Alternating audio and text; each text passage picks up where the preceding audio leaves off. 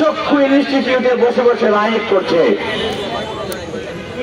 বাংলাদেশে যারা এই গণ অভ্যুত্থানের পক্ষে লড়াই সংগ্রাম করেছে, যারা জীবন দিয়েছে, শহীদ হয়েছে, আহত হয়েছে, ক্ষতিগ্রস্ত হয়েছে, দেশকে ভালোবাসে, স্বাধীনতার সার্বভৌমত্বকে ধারণ করে, নতুন বাংলাদেশের স্বপ্ন দেখে, এই গণ অভ্যুত্থানের স্পিডকে সত্যি সত্যি হৃদয় থেকে ধারণ করে। আপনারা কি মনে করেন তাদের কেউ এইরকম নৃশংস হামলার মতো ঘটনা ঘটাতে পারে? এরকম কেউ এদের হামলার ঘটনা ঘটাতে পারে না। সুতরাং হিসাব ক্লিয়ার, সূত্র ক্লিয়ার, ব্যাখ্যা ক্লিয়ার। যারা এই ধরনের হামলা করেছে সন্ত্রাসী কায়দায়, ছাত্রলীগের সময় আমরা এখানে এরকম শহীদ মেরে হামলা করতে দেখি নাই, তারা কখনোই গণ অভ্যুত্থানের পক্ষের লোক হতে পারে না। আমরা স্পষ্টভাবে বলে দিতে চাই, এই যে 626 জনকে ক্যান্টনমেন্টে আশ্রয় দেওয়া হয়েছিল তারা কোথায়?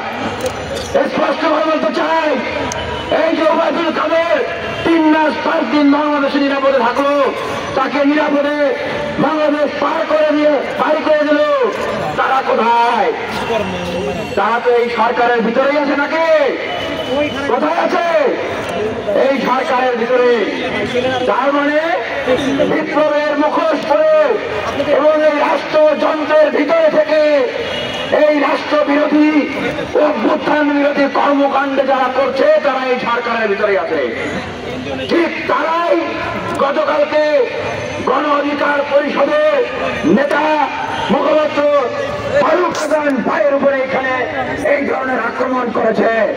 এই হামলার উদ্দেশ্য সুস্পষ্ট।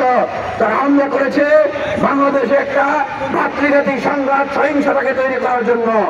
বিপ্লব পরবর্তী বাংলাদেশে যে ঐক্য এবং সংহতি দরকার ছিল, সেই ঐক্য এবং সংহতিকে বিনষ্ট করে ফ্যাসিবাদের পুনরুত্থানের রাস্তাকে উন্মুক্ত করার জন্য তারা এগুলো করেছে।